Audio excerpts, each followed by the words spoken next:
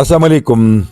سلسله د فلمي ستوري نن د سره په دې لړۍ کې د یوې مشهورې اداکارې پاک له معلومات شریکو چې نامه یې ده دردانه رحمان. دردانه رحمان هغه اداکاره ده چې په یو وخت اردو، پنجابي، پښتو، سرایکي او سندي او دغه شان د نورو ژبو فلمونو کې د هیروین کردار لوبولی دی. د دې د فلمونو کیسه به کوو ولې اول د دردانه رحمان پیژنګلو. دا اداکاره په 10 دسمبر کال 1962 کې په لالوکیت کراچۍ کې زیږېدلې وه. دا د 2 میاشتو وه چې مور پلار د کراچۍ نه لاهور ته راغله. د پلار نوم یې سید شبیر و. د لاهور سټوډیوګانو ته مخامخ په سیدپور کې استوګنه اختیار کړه چې دا هغه وخت کې د یو کلي په مثالو. دا هغه وختونه چې د کراچۍ سره سره به په لاهور کې هم د اردو پنجابي فلمونه جوړېدل. دردانه رحمان تر 10 جماعته پورې د سکول سبق وویلو. د سکول په زمانه کې د هدایتکار جمشید نقوی فلم عزت اپنے ہاتھ کې د زمرد بیگم د ماشومتوب کردار وکړو. دغه شان د سلطان رای فلم تقدیر کہاں لے آئی کې هم د عالیه بیگم د ورکوټوالي کردار وکړو. هم د سکول په زمانه کې په ځینې نورو فلمونو کې هم واړه واړه کردارونه وکړل. فلم ته د راتګ وجه یو خو سټوډیوګانو سره نږدې استوګنه وه، بله دا چې په سیدپور کې ډیر اداکاران او اداکارانې اوسېدي، لکه سنګیتا چې خپل نوم یې پروینو او د هغې کشره خور کویتا چې خپل نوم یې نسرینو. در یاده به کم چې د دردانه رحمان خپل نوم هم نسیم دردانه دی. د دې بله خور نادیه هم اداکاره وه، ولې هغې په دې مد کې څه خاص مقام ترلاسه نه کړو. کله چې دردانه رحمان رالویه شوه نو باقاعده ابتدا د پنجابي فلمونو نه وکړه.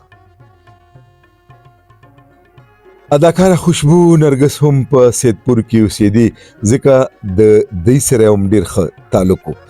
دردانه رحمان په سوونو پنجابي فلمونو کې د هیروین او سیکنډ هیروین کردارونه وکړل، او بیا په تیره تیره د اسلمدار په ډېرو فلمونو کې د هیروین کردار وکړو. د دردانه رحمان د مور دا خواهش و چې اسلمدار سره د دردانه رحمان واده وشي. کله چې د هغې مور اسلمدار ته د خپل خواهش اظهار وکړو نو هغه حق حیران پاتې شو. ورته وی زما خو واده او بچی شته، ځکه د دویم واده تصور هم نشم کولی. دویمه دا چې د اسلمدار او دردانه رحمان په عمرونو کې ډېر زیات فرق و. دغه دوران کې یو هلک چې د کنیډې نه راغلی و په دردانه رحمان باندې زړه بایلودو. هغه د دردانه رحمان کور ته رشته راولیږله او د دردانې مور پلار دغه رشته قبوله کړه. کله چې د هغه هلک خپل خپلوان د دردانه رحمان کور ته باقاعده د رشتې په خولو دپاره راغله نو په دغه الګوله کې اسلمدار هم د دې کور ته راغی.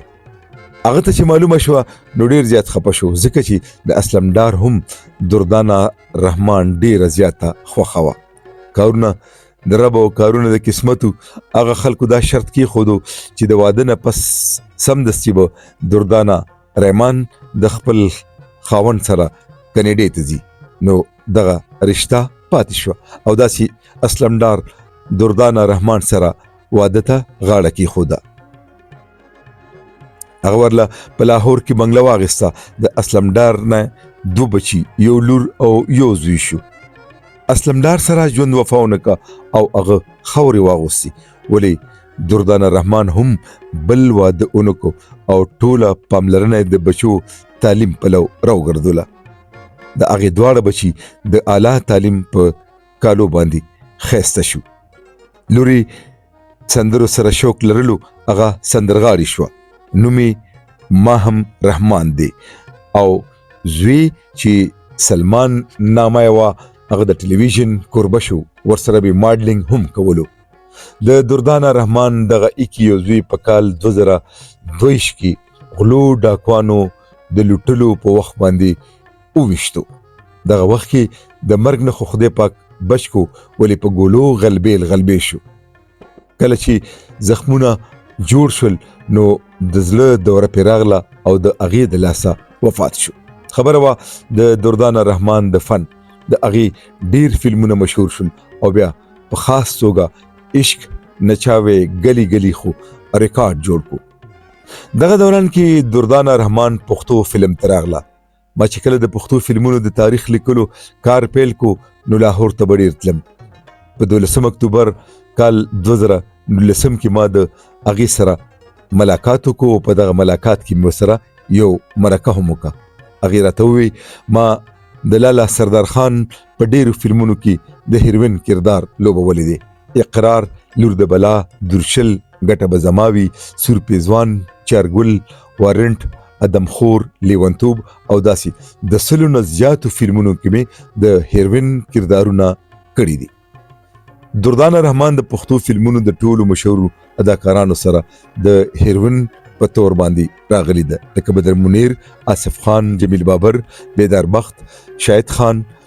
د طارق شاه سره هم په ډیرو فلمونو کې هیروین راغلی ده او دغه شان د جهانگیر خان سره هم کار کړی دی.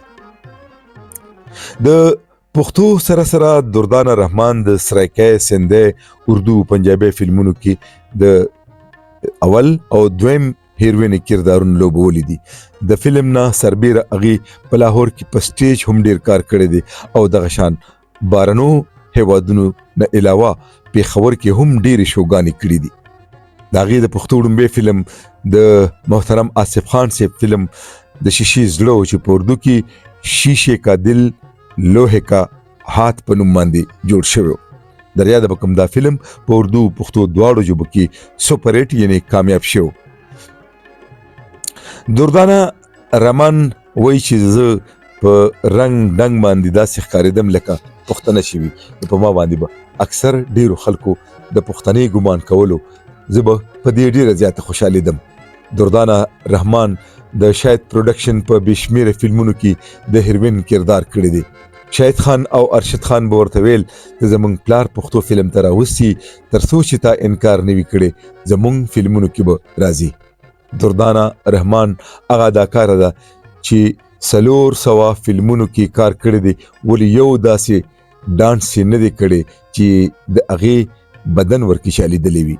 هغې 4 خپل فلمونه هم جوړ کړي دي چې د پنجابي یو فلم پرانده ډیر کامیاب شو. دا اداکاره نن سبا په لاهور کې په خپل کور کې باربیکیو یعنی یو قسم له هوټل چلی. دا ټول اداکاران او اداکارانې اوس هم د هغې خواته ورځي ځکه چې دردانه د ټولو سره ښه تعلق پالي. اوس یې په یوټیوب باندې یو خپل چینل هم جوړ کړی دی چې هغه هم ډیر په کامیابۍ سره روان دی او د فلمي دنیا د خلکو سره انټرویوګانې او مرکې کوي. د دردانه رحمان د ځینې مشهورو پښتو فلمونو نومونه دا دي: ناوی خرڅیږي، د شیشې زړه، تورخمار، اعتبار، اصلي مجرم، ډاکا، د مټو زور، شیرشاه، د قدرت شان، ببرک، د وینې جنگ، د ټوپک ژبه، تریناتری، زما انتقام، زوی د شیطان، د شیطانانو جنج، تباهی، چارګل، افلاطون، تندر د اسمان، وارنټ، رواج، یلغار، ډاکو بدماش، اور او طوفان، پانزیب، د وینو جام، د اوربل شپه، ګټه به زماوي، ګناه د یوې شپې او داسې نور ډیر فلمونه دي چې دردانه رحمان ورکی د هیروین او سیکنډ هیروین کردارونه لوبولی دي. دا به د اداکارې دردانه رحمان د ژوند او فن قصه. لیک او راوي محمد اسلم، تکنیکی مرسیال اسامه اسلم، پیشکش حاجی اسلم آفیشل. تر بلې خپرونې د لوی الله پامان.